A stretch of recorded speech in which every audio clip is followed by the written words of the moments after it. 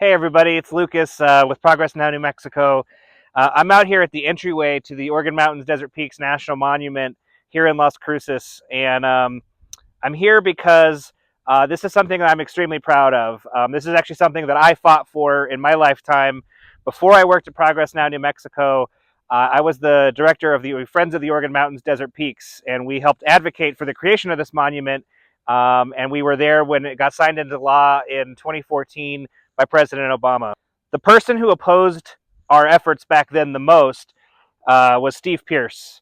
Obviously, if you know who Steve Pearce is, besides being a staunch oil guy who again sort of only sees land as having value if you can extract something from it, he's also an anti-science guy who believes he believes in the big lie.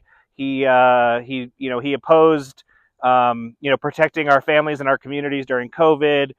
He opposes allowing pregnant people to make decisions about their own bodies. There's sort of a lot of things to not particularly like about Steve Pearce, but him as the director of the Bureau of Land Management is a particularly frightening concept for those of us that understand what his actual views are when it comes to public lands.